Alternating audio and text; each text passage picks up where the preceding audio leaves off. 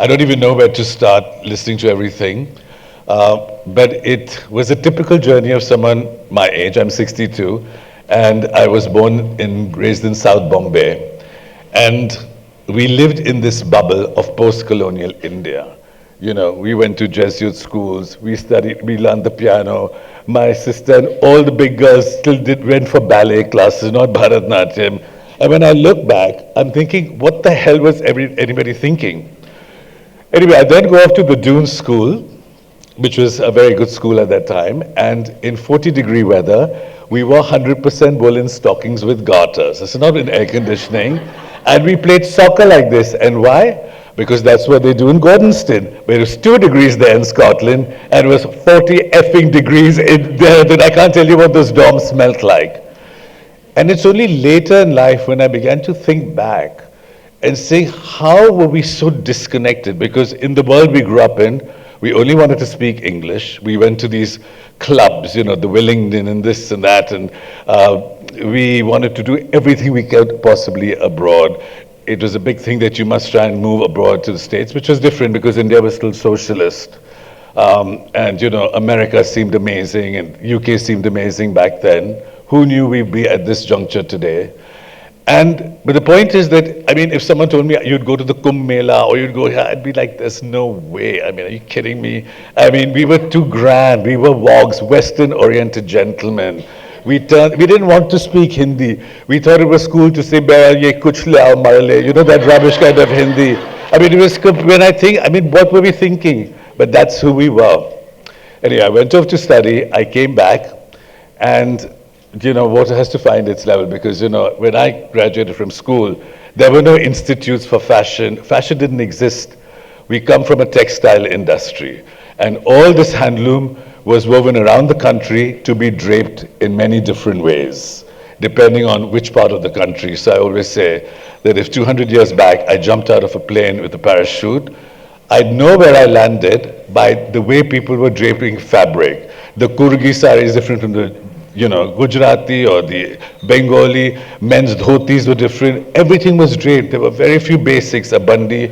And me and the slimmest girl here could share a churidar because it was that big on a nara patti. So fit and tailoring, as we know today, did not exist in India. There was no need for it to exist. And there are still women in Kutch who will tie a thick nara and tuck in 20 meters of fabric, which becomes their lehenga for the day, and wrap an odhna. But those are very old traditional societies, and there's always this tension between modernity and what we thought was progress, and today I re-question what I think is progress. And having the time during the pandemic, which I'll come to, was instrumental. So today, the way we're going to do this is I'm going to just start by showing you some slides as I move along. Okay. So anyway, going back to, if I landed from a plane, I'd know which part of the country I was in by the way people were draped. Just as we have different languages, we have different food, we have dialects, fashion also changed. Not really fashion, but it was a region draped in a particular manner. And back then, you know, there wasn't the influence of social media or any kind of visual or film. So societies were pretty homogeneous in the way they did these things. However, if today 3 women walk in the same Prada dress, they look identical and have a crisis. But if 3 of you wore the same sari, just the way you drape and the way it's on your body, it could look entirely different. So this is just some images that I put together. You know, this is a painting maybe from 200 years back. This is obviously some Peshwa family. They're in the Nawar, the 9-yard sari. And it's only when Ravi Verma came along that we started to have realistic portraiture. Because in India, compared to the West, they did little miniatures. Nothing was documented. We didn't have photography, and we didn't have painting in the way that we have it abroad. So in, say, for England, everyone's traveled, you can see portraits of the different centuries, what they wore, how fashion changed. It's a whole fashion study. But in India, that didn't exist till Ravi Verma comes along. And again, draped sari, drape. And that's a lovely Ravi Verma painting. And many years later, this is a draped evening gown, which takes from the sari, but I'll show you how. Can we have some of the models? All of you come out. So this is, you know, a modern take on things. This is Shweta, and yeah, come up. is easier for people to see. And she's wearing a classic sari. Of course, it's done in Italian tulle with crystal. I mean, I'm Sindhi, I couldn't become that ethnic. And, you know, it's done on our fitted lycra petticoats, but that's a modern take on a sari. Then you have Kritika, who's in what looks like a sari, but today, because people, young girls are very frantic, you know, and they're not used to wearing it, and Sangeet's involved dancing all night. So we had to, sorry, I'm doing a little Draupadi on you.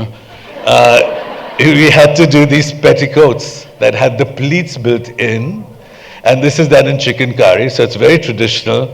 And so you can wear it either the normal way, or you can bring it around and wear it in a Gujarati way. It's up to you how you want to drape it.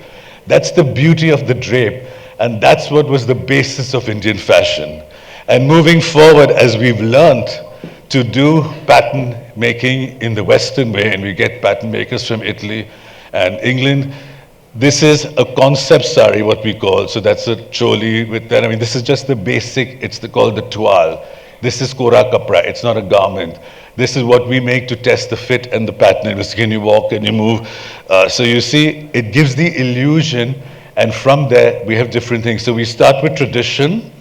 That's a beautiful, probably a handloom, maybe, I don't know, from central India. This is a tulle version, and that's a version that goes into the next thing. And now what we call the concept sari. So we're going to have the girls zip back to change to the next thing. Thanks. Now you'll just come out when you all are ready, because... So moving forward from that, you can see that once the English come, they start doing portraiture, right? I mean, whether it's the Daniels, whether it's, you know, Englishmen roaming around the country. This is from South India, obviously. Tiny waist, beautiful big hip. Don't hate your hips, they're beautiful. Look at Kim Kardashian, she's freed you all. Now just give her thanks and enjoy it. That's stunning. We don't have to conform to a Western idea of beauty. We shouldn't. And moving forward, then there's Amrita Shergill, who is the second painter trained abroad, first probably the Indian, and this is her depiction of real Indian life. So again, the churidar, the drapes, and that's actually something her nephew did, where he took photographs of his mother, who was her sister, and her paintings, and superimposed them. So he had done this series about 12, 13 years back. But it's all about the drape, and then photography comes into India. So these are random photographs I've put in here.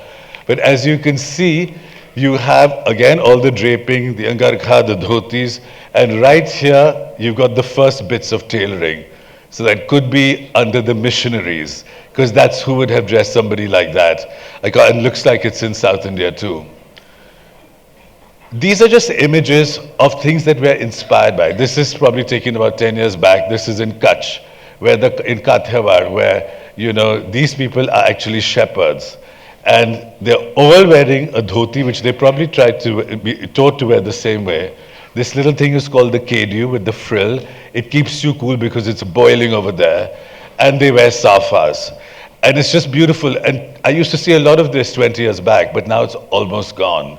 Because this is considered old-fashioned. It is a little more tedious to manage these things when you could be in a pair of track pants or export rejects, but it has a great beauty. And this is from another tribe, and that's from something we did in a show where it's not exactly taken from this, but the simple cotton crinkle with the Zardozi belt is used to very dramatic effect.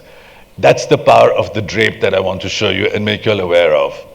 And this is just more images. These are the same men squatting, and that's another tribal woman. Some more paintings. The one big thing that fashion in India, as we know it today, has been obsessed with is the costumes of Royal India. And that's because they were documented.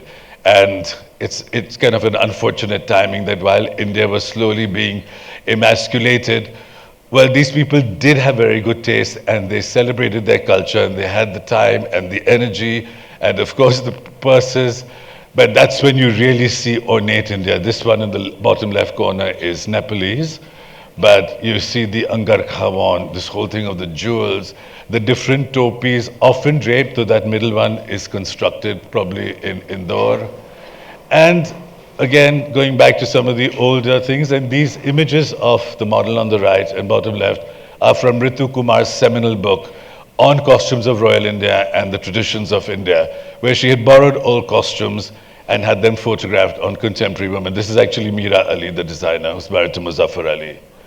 And then you had Bollywood's version, which came along, which, as you can see already, is making it very kitsch and bright and fluorescent. And when you ask them, why are you doing this? They say, well, it has to appeal to the masses. And so, everything becomes this sensory overload. And it's like on the steroids that this India is on today, partly because of Bollywood, because actually our taste is extremely subtle and beautiful. Our textiles, our jewelry. Now, of course, which we'll come to later, is a new phenomenon of social media. That's gone out of control. But anyway, and then you had people like Muzaffar Ali, this is Rekha Inum Rao Jan, where because he was from Lucknow, he knew. So you see the sophistication of the costume, even though she's a courtesan. This is, of course, from Mughal-e-Azam. By the 50s, you have, that's Indira Devi at the bottom right corner, who was Gayatri Devi's mother. She was a Baroda princess, and she went to Cooch Behar, and then Gayatri Devi, who was the first Maharani in Jaipur who came out of Parda. So her husband had two wives before her, but she came out, she would wear Jodhpurs and ride, they would travel abroad. And so you start seeing chiffon. I mean, that's not an Indian fabric. And it was just easier and something. So it's a big Rajwada thing with all the royal families. They love shaded chiffon, chiffon with Mukesh. And it's a beautiful look, but we think she was hugely responsible for it. And mind you, please look at the subtle elegance of the real costumes of royal India, not what everyone else thinks it's today. And now we start getting documentation, the Parsis in Bombay, the little frilly blouses that were taking from English, maybe blouses because they weren't Indian blouses. Tailoring's getting more thing, you got some industrialization. And bang, we get to India pre and post-independence. So, of course, the thing that Gandhiji had to do, had to promote Indian product. And he did it with the concept of Swadesh and self-reliance and rejecting anything that was made by the English, because they took all our raw material, they manufactured it and brought it back, and they kind of were decimating our indigenous industry. If you read William Dalrymple's books, we were 25% of the world's GDP when they came in, and we were 3% when they left. And there was abject poverty. I mean, Indian textiles were revered and coveted around the world. Josephine Bonaparte and all the muslin and the cashmere, it all went from here. So now we enter a new phase where we're still in the drape, but this is khadi.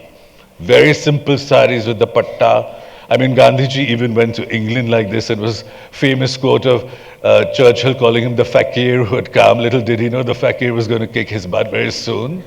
And again, simple drapes. And now this is a completely different aesthetic. It's severe, it's austere. It was driven by an ideology of equality and an ideology of self-reliance, of course. And that's what happens. And then we come to the 70s, still because we stayed socialist, which we needed to try and elevate sectors, and we had to do what they did.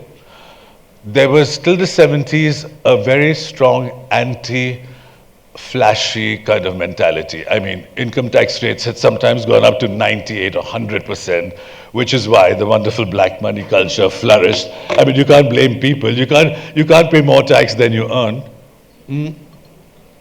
And also what had happened was that we stayed rigid, quite rigid. In the 70s when I grew up, or 60s, there was almost no foreign influences. There was, of course, no social media, no magazines came. I mean, a trunk call was a big thing. No one really traveled. And it really started to change after Rajiv Gandhi came to power and said, now we need to move ahead. And they had the Commonwealth Games or Asian Games, whatever they were in 1982. Color TV came in, and that starts to change the whole, the whole manner and the whole kind of society.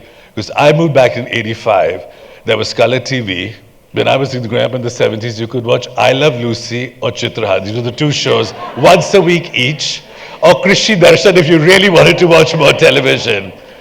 So suddenly we now jump and we're moving forward, and at least in urban India, and people have been educated and coming back from abroad, at least in cities like Bombay, there was a lot of Western clothing. People were starting to wear dresses, jeans were acceptable.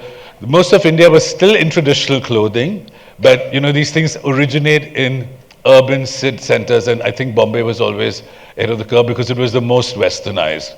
I think Calcutta was, but then sort of it kind of began to lose its mojo a bit. And so, sorry, I think we got the same slides twice. Oh, I'm going backwards. Let's see. Okay, sorry. So this, now we get to 87, which is, I get a lot of credit for what I don't really deserve credit. We had this old family machine tool showroom. It was empty. I had married somebody who I met at university, and she came to India, and she would always say, I don't understand. You get all these beautiful things from India abroad. Why don't you get any of it in India? And, there's all these great designers doing amazing things, but at that time there were very few stores. There was one Ravison. Clothes were sold in exhibition come sales where women used to rush in and you had to try clothes over your clothes. So, obviously nothing ever fit, right? Even if it's shalwar kameez. And so we talked to a different group of designers and we said, why don't we get together? If you're exporting, why don't you show what you're doing here? And if you have moved back like Rohit Khosla, why don't you start working? And what is an Indian identity to you? So he had walked, sorry, these are a bit fuzzy. He walked with costumes of the Rashtrapati Bhavan as inspiration, these vibrant colors with brocade bells, but with stockings. This is Neil B.F., an American designer who was doing his beading in India. And this thing was put together. I knew nothing about it. It was just being at the right place at the right time. India Today had done this great story on India's burgeoning fashion consciousness. And I will say this, that like Western India, and it had Bollywood, and it was more Western, it had the Parsis, was moving a little faster. I don't think this had necessarily come into South India. And Delhi was still kind of a bit of a Babu city back then, Delhi's really, as we know today, it's post-independence when people came, and that's why it's so fantastically nouveau, because everyone has to prove that they made it, and do it with such aplomb. So we launched this, and we then start to, we didn't know what we were doing. I suffered from the imposter syndrome for a long time because we launched the store. We're on the cover of a magazine 10 days later. Everyone treats me like I know everything. I knew nothing. I didn't even know what a placard was. So it was actually for me quite traumatic, being successful fast, perceptually. We didn't make money because we didn't know much. We knew nothing, but we were airborne. And it was that seminal moment where suddenly Ogan opens. There were, photographs going viral in the country for whatever viral meant back then. And people were opening boutiques everywhere. The boutique was born, not just to make a choli, but just all kinds of Indo-West expression. Girls, you want to come in? So in 2003, kind of long story short, I go off to study after 4 years because I said, listen, I can't hack this. I cannot sit here and pretend to know I need to go and study. So I went to New York, studied, opened a studio there, and then came back. And in 2003, oh God, again, I'm doing the wrong thing. We decided to go to, we were invited as the first Indian designer to go to Milan, which is where the journey to India modern begins. So we looked at all these things. I was very clear. Obviously, we had to go with Western silhouettes. There's no point going to Milan and showing saris or lehengas. Although we started with the sari and we ended with 3 lehengas to show where we came from. But then we took the simplest things. I just started doing the jewel t-shirts. And we took skirts from, the basic lehenga or a short skirt, and we did the tribal jewelry, but suddenly there was a modern thing. Kritika, come, please. So this is also one of the outfits from there. That's a simple kurti worn with a short skirt. But you see, it's just pure chicken curry. This is literally something redone from this show. The color's slightly different. And my dear friend Viren Bhagat, the jeweler, who was not selling necklaces at 30 crores a necklace, made me those bidri bells. And it was fantastic. And, suddenly it was that's a pantsuit. Simple capris. Now you can wear the capris with a kurta, you can wear it with a organza coat. The whole idea of Indian dress has never been to do sets. You mix and match it and you drape things differently. But now we have a young generation who doesn't know how to drape anything. They've grown up in Western clothes and they've grown up wearing ready-made clothes. It's fine. It's how the world has evolved. But this is what I meant when I say we kept trying to figure out, why don't you come and just walk a little closer, then go back, so you can make your next change. Thank you. So you can see this is simple chicken curry. It has a little bit of handwork to make it evening. This was done in 2003. You could wear this anywhere in the world today. Today in India, and that's the thing, when you use Indian craft and you do it subtly, it's timeless. Our style actually is timeless. The draping was timeless. The things that we've found beautiful are still beautiful. Just like when you go to France, you see things from 400 years back, or 300 or 200, and we have to stop this haste that we have suddenly to be Western, and everyone's sending their decorators to Milan and trying to do these Italian-looking homes filled with granite, okay, marble and Brazilian onyx. I walk into these places and I wonder, where am I? How is this possible that in one generation we've gone so far? And the problem is we don't have a connect to who we are. And so people don't want to be very Western, or then suddenly at weddings, everyone's trying to be Jodha Akbar, and that's also not cool. Much less so in the South, I have to tell you. So this is finishing the Milan story. Oh, I keep pressing the wrong button, sorry. So there was simple bias chiffon kurtas with pants. That's a kaftan, which is just hitched and put a corset onto. Again, more jewel t-shirts, the Parvati. That's a Golconda necklace we scanned. It was a big thing, but women in India started to wear these with jeans. Women wore these with plain chiffon saris, like a simple choli. Somebody else wore it with the white pants. And this went crazy and viral around the world. We were just not ready for it. We didn't have the manufacturing, so it just got copied, and we stopped doing it because we didn't know what to do. We learned everything the hard way, let me tell you. These were worn as cholis, and so there's more of the same. Moving forward, in 2011, one of the things I do is I do a lot of trips to be inspired by India. So going back to what I said earlier, where we were so westernized, we only wanted to hang out in London, and we wanted to go to Annabelle's, and we wanted to do, all this stuff. You could not drag me to a club in Delhi or Bombay anymore. I mean, of course, it's not my age to be in a club. But as I started traveling around India, I'd go to learn. So block print, to do chicken curry, you sit. You take the garment and you lay it flat on a table, and then you block print. And that's what they follow, the women, to do the chicken. It's done entirely by women. And that was the one thing that we started going to Lucknow for, because it's all Muslim community, and these women obviously could not come to Bombay or Delhi. They're from very conservative families. And then we started setting up creches, so they could at least come, because we couldn't deal with the pan stains, they eat pan. And slowly we started to develop. Some of the women were not even allowed to come to a creche because they come from such conservative families. Anyway, we managed, and this is beautiful quality work. But when I would go to these trips in Kutch, or Martan Singh had done this wonderful book called Vishwakarma, where he had listed every weaver of repute. We'd go to Banaras and we'd drive around. We'd go to Kutch and we'd drive to these little villages, Sutri, and see their little needlework and tribal. And somewhere along the way, I became no more club. I love this country, and this is amazing. You love it for spirit. You love it for the hospitality and the warmth of the people. And the poorer they were, the more generous they were. And suddenly, somewhere along the way, which I'm not even conscious of, my mission began to change, and I began to have a mission. Because till then, you just wanted to be cool and show in Milan and go out clubbing, we all went through that. Is anybody else ready?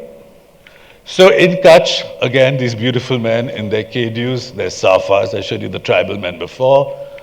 And these are the women in the black things. So this was a collection done based on what the men wear. You see the kedu, and this is a simple fabric called malka, which is malmal and khadi, that somebody was doing in Hyderabad. And as I roamed around the country, I looked at the way people draped fabrics, and I started to document it. But it wasn't easy to make this. This is an Italian or French technique to drape, where it comes, if you don't mind, onto a little, too late, yeah, old friends. And these are actually pants, so it's a dhoti. So it really takes from what those men are wearing, but it drapes in a very cool way. You can wear it with the t-shirt, you can, it has the pleats that they wear, and it's in cotton. Super comfy, you can walk around. And she's wearing a kind of baggy shalwar. Also, what sort of the dhotis look like with the asymmetrical thing, because I love the drape. And you see how the simplest thing, this is all tailored in. It's just plain fabric. It's what you do with it, because that's the beauty about the draped form. Thank you. So, of course, I mean, we haven't carried all the accessories. Lots of silver. We showed it with a lot of different things. And all this is illustrated in the book. The references to where we're coming from. But we had to learn draping. We had to learn. It took 20 years before we could even start to do this. Anyway, more photos. And these are images from that particular campaign and show. So bandhani, done monochromatically, not multicolored, in simple draped things. Applique, trellising, and of course we applied it to our Indian silhouettes. It's not exercises in being Puritan, but it's being inspired and making it work for our urban life. I mean, I love these little, again, the jackets were based, and these are all simple cottons almost. So this whole notion that cotton is not dressy and silk is, it's what you do with it, This is a kind of Indian hang-up, and so forth. Moving forward, 2013, and I'm very excited to know that there's another Mahakumbh coming up, which I'm booked for opening night. I highly recommend it. After I went, I said, I never need to go to the Burning Man. I'd never been to anything so wild and off the charts in my life. I mean, it was truly like sensory overload. And again, I went to see how people drape fabric. They're the poorest people. They're the sadhus and people coming down from the hills. They have no money. They live on alms. But the level of creativity, not the Nag sadhus, they're naked, but everybody else is insane. And so we went and we started to photograph them. And this is what they did with saffron. This is what they did with Rudraksh. That's a simple black cotton shawl that he's wrapped around. And you'll see how these references translate into what we did. So this was the shoot. We looked at all the Rudrakshas, we looked at the frayed things. So that was silk organza that was frayed, simple drapes, and, taking jersey and draping it up. Any of the Kumbh girls ready? We have one or two pieces from that particular collection too. I guess not. It was just a fantastic study. I mean, it's so creative, I have no words to describe it. There were women yoginis who came, who had been decorating themselves. They use ash, they use gendas. I mean, I don't ask you what they did with their hair. The men have dreadlocks. I mean, when I looked at those images, I said, my God, if Galliano was still at Dior and he had seen this, he would have done the most wild collection. Why aren't we doing more of this? So anyway, at some point they'll come out. I think we're going to slip behind a bit. And this is, again, some of the pieces. You see the reference to on the far right, the Rudrakshas have been covered with felt and silk and just tasseled and, simple tassels that look like the flowers they used. And while these might not have been huge commercial collections, I began to feel that Indians started to resonate with it because this was our story. This was our history, however westernized we are and however cut off, or, there are things that are in our instinct from centuries that we might not have been aware or awakened because of one or two generations of being westernized. And I'm fully aware that the school system we went to and everything was done and designed by the British, and it was Lord Macaulay's great wish that we should train these Indians to be better versions of themselves to serve us. We're not even aware of it, but this is exactly what the whole ideology was, and it was, except that we Indians made it the big thing because it again divided us in terms of westernization. It became a separate class. This is not caste. English-speaking class, I mean, very often the factory, I'll tell people, why are you speaking to me in English? You're ruining my English. I said, nice, sir, because if we don't speak, they feel that you can't get ahead. If you speak bad Hindi, you can get a job at a top bank, a top airline, anything. But if you don't speak good English, you don't get a job. So what are we telling people? That you got to be English speaking to be deserving of saying. So these were some of the clothes from the Kumbh collection. They are fully stitched in. wrong shoes. No sadhu will be caught dead in that, but anyway. So it's come with a big diamante bow. Come, walk around. So this is just one piece. It zips up, it's tailored, it takes from the sari. I don't even know what it is. But let me tell you, you can wear it abroad to anything on the planet. And their mouth will drop open. Come, just walk around so people can see it. This is in a silk georgette. And this is just draped organza, pleated. I mean, things are wrapped, tucked, pinned. I mean, all this is done unconsciously. So I'm extend a big invite to all of you. Opening night is the Kumbh opens on Makar Sankranti on the 14th night, and it's one of the most insane, amazing things. So this all came out of us traveling to the Kumbh and seeing things over there. So just a few more in this, this drape, that drape, the drape dresses. Of course, we're trying to give it a contemporary voice. That's in the middle is Pashmina. That's actually Ajrak, which is done in Kutch, draped in that fashion. And you can see later that we finished the show with this. Meanwhile, all this is paid for by what? By the bridal business, of course. And it's totally fine. It has revived embroidery and craftsmanship in this country. I want to tell you that Indian craftsmen are superb like no other. The whole world, besides Chanel that runs a small atelier in Paris because they can afford to, and they want to promote French artisans, not for any other reason, comes to India for their embroidery. What Indian embroiderers can do and artisans, look, they have the time, they're not paid a fortune, so we have a population of 1.4 billion people now. These people need these jobs. We need to keep these crafts alive. If you switch everything to computer, everyone starts wearing Western clothes. All this, like what you'll discuss right now with Toda and the other initiative, is going to die out. And with it, lifestyle, and we're going to become a generic group of confused people who go to malls, who can never be Western but want to be Western. And this has to be halted now because like we've kept our connect with our food and a lot of traditions. This is all part of what we're, even though we might not have been exposed to it growing up because we were privileged to be westernized or educated or fed. And it's up to us, I think, as you all are doing, to understand this. And in whatever way you can do it, to support it. I mean, it could be in 1 million ways. It could be in home. It could be in other things. But anyway, of course, I didn't even know embroidery. I mean, I didn't even know what an embroidery unit looked like, but it's just when the winds of the 90s pushed us. When we opened, India had come out of 30, 40 years of socialism, of trying to look dukhi and bukhi, because, it was fashionable and, God forbid, there were raids galore, there was the emergency. And suddenly it was okay. The diamond merchants came from Antwerp. The NRIs who at that time behaved very sanctimoniously, like they were supreme creatures from London, would come and, everything was so cheap for them, when you converted the pound. But embroidery became a huge thing. So much so that by the 2000, even recently, I've seen brides weeping. They cannot walk, so 4 people have to carry them. One bride's lehenga snapped and fell off in her reception, standing on a stage. I didn't even want to know what that poor girl went through. We hope she was wearing coordinated knickers. I told the designer, I think you should give her embroidered knickers to match in case this happens. It's so retarded. And it's become like this torture thing because it's pushed by people, and I don't want to be disparaging, but largely nouveau people who think that more is more.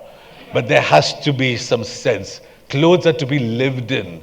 And if you want to be sustainable, then you must buy things that you love because you can wear them again and again. It's not about how many liters of, it doesn't matter, 1,000 liters, you wear it till it drops, it tears, great, it's fine. So these were just images, it started, and with the Sangeet, weddings are traditionally quite traditional, or people want to be traditional. Although the sari from the north is gone now, I have a lot of South Indian brides come who also want to wear lehengas at the wedding and will suffer a sari for one function. But I think it's just easier to dance and have fun. Everything in the north at least disintegrates. So it's embroidery, it's draping. The sangeets and the cocktails tend to be a little more westernized. And so they're just some of the sketches and things from the past, but I'm always trying to make things light because I don't understand how you can have fun or look good if you've got 30 kilos on your body. We've also been guilty of that 10, 15 years back, but now it's kind of a huge point for us. So all these clothes are weightless. They're done in Gota, we use crystal, but they're hand embroidered. And they're sustaining huge communities in Delhi and all over India, which I'll come to. So these were that. In the beginning, we were also, by my own admission, very taken by costumes of Royal India. So even our shoots were done like that, but no more. Since the pandemic, no more. This is all part of that. I mean, these clothes were heavy. They were beautifully made, but they were heavy. But now, this is post-pandemic. For people like us who were trapped in a farmhouse, I mean, it sounds horrible, but the pandemic was one of the best things that happened to me personally because I got off the treadmill and I was stuck at home in this, on a farmhouse, and I wasn't worried about where my next meal was coming. And first we were in shock, then we were kind of fighting to pay people. There were thousands of people outside our factory there was no provision made for these people. So in 2 days they were starving. They don't have fridges or larders full of food, nothing. So we started feeding them. I managed to constantly, there's 50 people outside the studio begging. So we started feeding them. We were feeding 2,000 by the end of that month. And I was sitting at home, and then we started, when this ended, watching this mass migration, of people, craftsmen, plumbers, all the jobs that people come to our cities for. I saw very wealthy people fire their staff saying, we can hire them again, instead of just giving them 15,000, which wouldn't have tickled them at all. And I really, I was stuck at a point where I had to think. You couldn't not think about what was happening, right? I mean, it just was almost sickening to watch this. And so while all this was going on, we started to say, okay, now what do we do with our top craftsmen? And what do we do? Because also just having something to do keeps your mind off the potential. You can make things feel much worse. No one watches the news, because if you watch the news for 2 days, you are suicidal by the third. So it's better to live in your bubble and do what you can. So we started painting pitchwise. I'm sorry, these are not clear images, but these were tone-on-tone pitchwise that we started painting and started embroidering. So let's just do wall hangings. Let's do things that people can use, but keep the craft alive. And because there was no pressure, we had time to really do it beautifully, because it took months before the markets picked up. I mean, all our businesses went flat into half. It was only sustained by brides getting married. Even if there were 6 people at the wedding, they still wanted to look like, everyone said it's for the photos. So I said, thank God for that. That's actually chicken curry, where we started painting the bases and then doing the chicken. So we give new life to things. The problem part of the thing, what doesn't work with younger people, is you keep shoving things down them that seem old-fashioned. Everyone's moved, so everyone wants a new take on things. It's part of today's zeitgeist, new. And fine, if you want new, do it in a subtle, cool way. And, sorry, it's frozen. So these are just different things from this. Dipti, are any more girls ready? They might be, yeah, please send them. So this is chicken. So you can see now there's a marked shift. It's become much lighter. It's actually much finer. Even though this is being worn by brides and their mothers, all these things can be repeated. And there are many young girls who are conscious of this today. It's a conscious choice. And actually, this work is it's much more delicate and much finer, more expensive than all that big gold bling, and the Gota just splattered on. There's a market for that. There's a market for everything. You have to do what you want to do. Well, by chance, I bumped into Queenie Seth here, who's having a jewelry exhibition. So I said, can we borrow some nice jewels? She's having an exhibition in Chennai tomorrow at the Hyatt, in case anyone's interested. This is one of our pitchwai lehengas. Okay, as you can see, it's got many different panels that take from the traditional pitchwai. So we started, they'll come round, so you can touch these and walk. And that was a little blouse, and it's done with mother of pearl flowers. And we started just done, I want to see if this is one of the veils. This is a classic veil, because even the veils were now cut so that people don't have to suffer, kilos on their head. And I think everything should be sheer, like the miniatures. What's the point of wearing something and covering with the second thing? You must see through the layers. That's sensual, that's beautiful, and that's actually what's Indian style. So why don't you all walk around? That's a sari with pichwai little thing. Come. So this has a story. People are into stories. Social media has changed it, but the Indian consumers changed and become so sophisticated again. You know, there's been, I think that pandemic, for people who weren't starving or worrying about feeding their children or walking 1,000 kilometers, was very good for a lot of people. It changed a lot of us. I mean, it has to have. So she's in a pichwai lehenga. You all can touch it. It's not heavy. These days, young girls want long veils, which we keep saying, but it's not to go around the fire, it's to walk straight down an aisle. But anyway.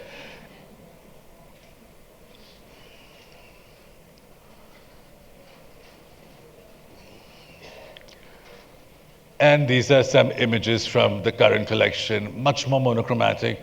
It's becoming much more modern because I think our own idea, it's different if you've grown up in a traditional family, but if you haven't, and you know, you're very urban, then sometimes now red and gold sometimes feels like costume to people because they never want things like that. And that's fine. Everyone should express themselves as they need to or want to.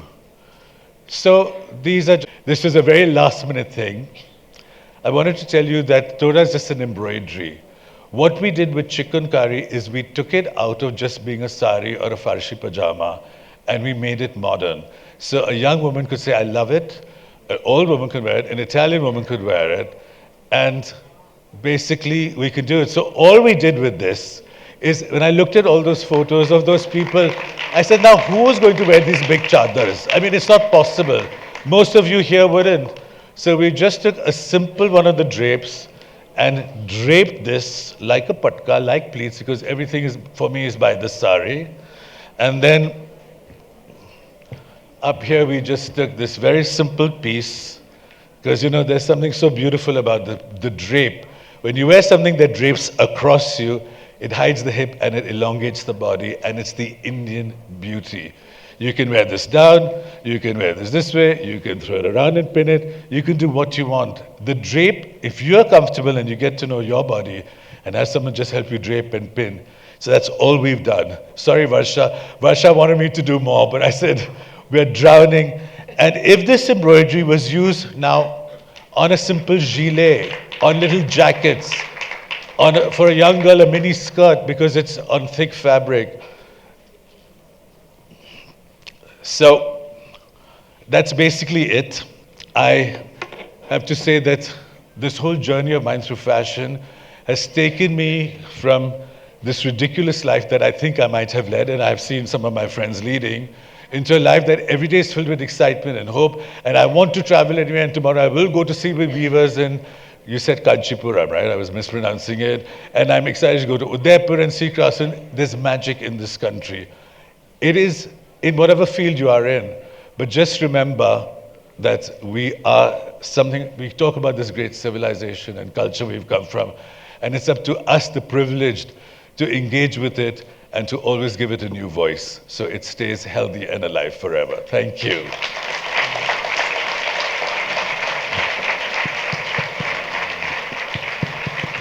Thank you so much.